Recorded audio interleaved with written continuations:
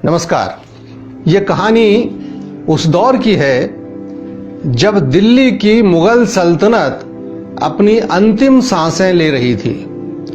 अवसर का लाभ उठाकर कभी नादिर शाह तो कभी अहमद शाह आए, दिल्ली को लूटा और बर्बाद किया।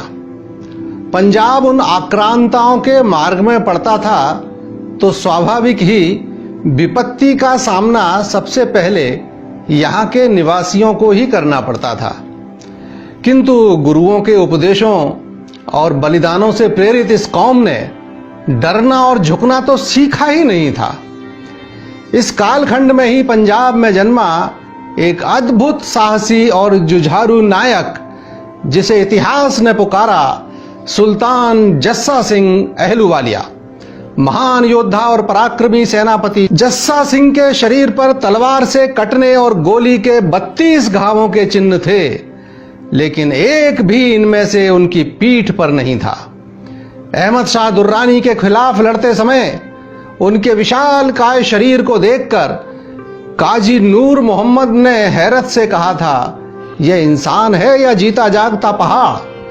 आगे चलकर 1801 में जो सिख साम्राज्य की स्थापना हुई, उसकी जस्सा सिंह जी ने इस आधारशिला रखी, क्योंकि उन्होंने ही 1772 में कपूरथला राज्य की स्थापना की।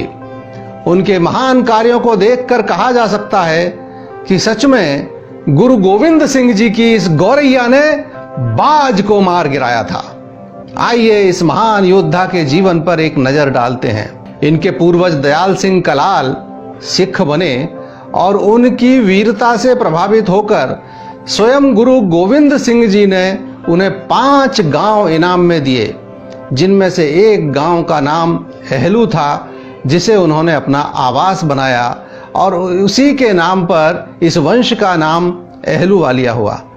उसी वंश में 3 मई 1718 को पिता बीदर सिंह और माता जीवन कौर के पुत्र रूप में हमारे कथानायक बाबा जस्सा सिंह जी का जन्म हुआ। 1739 में पंजाब सहित उत्तर भारत के अधिकांश हिस्सों पर फारस का तुर्क शासक नादिर शाह कहर बनकर टूट पड़ा। उसने करनाल के युद्ध में मुगलों को हराया, दिल्ली शहर और शाहजहानाबाद को लूटा, 30,000 निरीह लोगों का कत्लेआम किया। लेकिन मुगलों की 8 पीढ़ियों ने जो खजाना इकट्ठा किया था, उसे देखकर तो ईरानी लुटेरों की आंखें फटी की फटी रह गईं।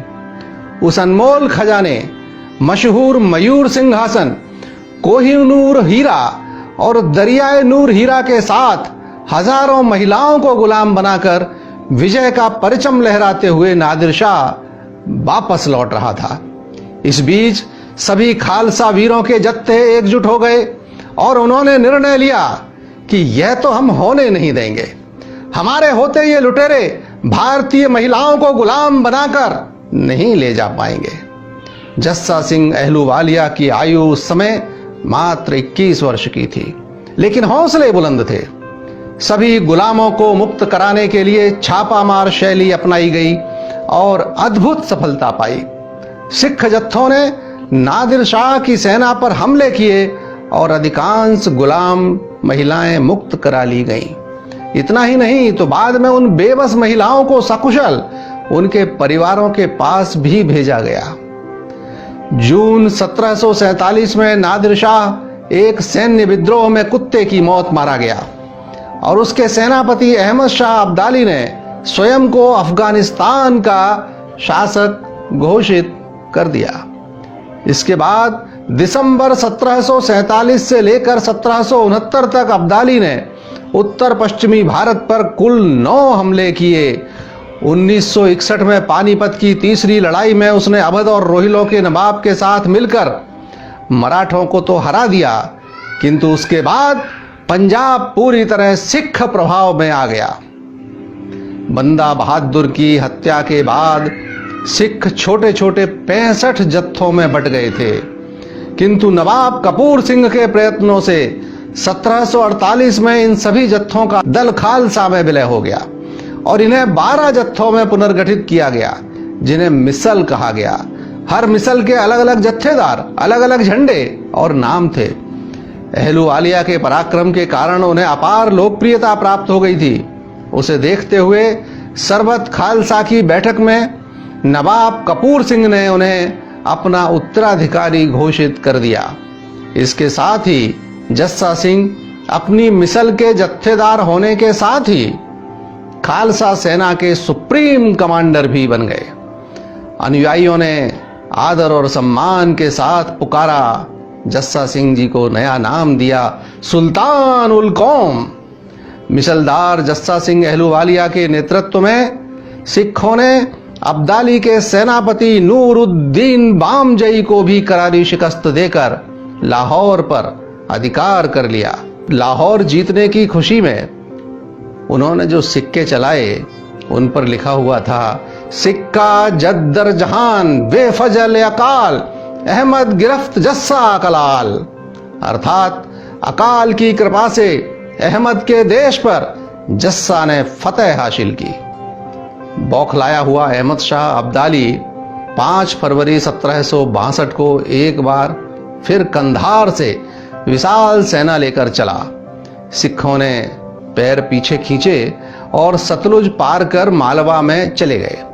लेकिन जैसे ही अब्दाली वापस लौटा, उन्होंने फिर से हरनौलगढ़ के युद्ध में सरहिंद के अफगान फौजदार को करारी शिकस्त दे दी। परेशान अब्दाली ने उनके पास शांति का संदेश भेजा और संधि का प्रयत्न किया, किंतु नाकाम रहा। सिख उससे दोस्ती के कतई मूड में नहीं थे। अब्दाली एक बार फिर आया और इस बार उसका लक्ष्य था अमृतसर। पूर्ण सूर्य ग्रहण के दौरान हुई इस लड़ाई में सिख लखी के जंगलों में छुपकर सैकड़ों पेड़ों के पीछे से उसका मुकाबला कर रहे थे।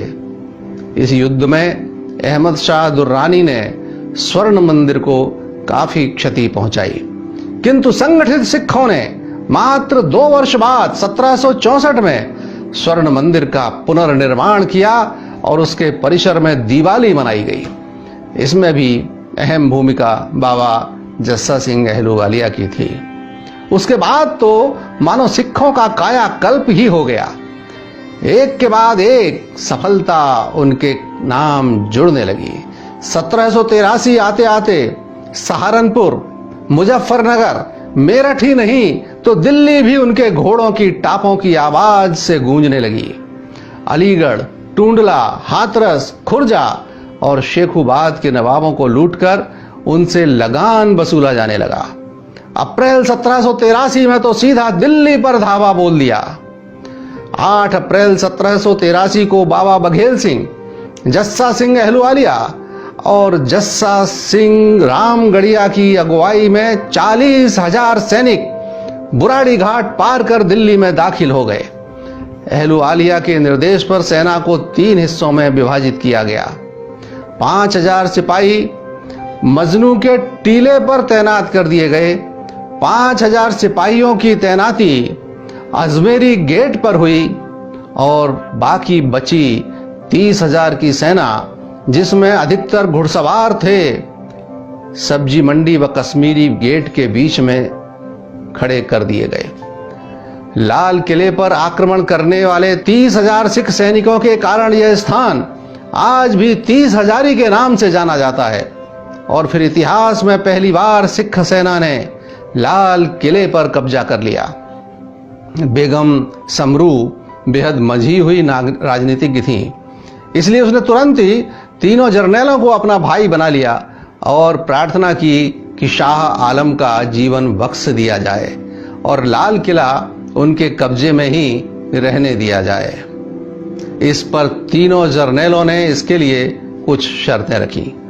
पहली तो यह कि वह सभी स्थान जहां गुरु साहिबान के चरण पड़े थे, अर्थात जहां गुरु तेग बहादुर साहिब को शहीद किया गया था, माता सुंदरी व माता साहिब कौर जी के निवास स्थानों का अधिकार सिखों को दिया जाए। दूसरी यह कि बादशाह शाह आलम दिल्ली में 7 स्थानों पर गुरुद्वारा साहिबान के निर्माण के आदेश जारी करे, जिनके निर्माण तथा अन्य खर्चों की पूर्ति के लिए कर की वसूली में से 6 आने प्रति रुपए उन्हें दिया जाए। और जब तक गुरुद्वारों का निर्माण पूरा नहीं हो जाता तब तक 4000 सिख सैनिक दिल्ली में ही रहेंगे। बेचारा बादशाह ना कहने की स्थिति में ही नहीं था। अतः इसके बाद बाबा बघेल सिंह गुरुद्वारों के निर्माण के लिए दिल्ली में ही रुके रहे। वहीं जस्सा सिंह अहलुवालिया व जस्सा सिंह रामगढ़िया दीवान आम का 6 फुट लंबा 4 फुट चौड़ा 9 इंच मोटे पत्थर का तख्त उखाड़कर घोड़े के पीछे बांधकर अपने साथ अमृतसर ले गए।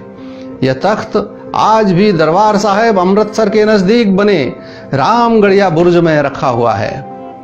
यह गाथा सुनने के बाद किसके मुंह से नहीं निकलेगा, वाहे गुरु जी दा फतेह, वाहे गुरु जी दा खालसा।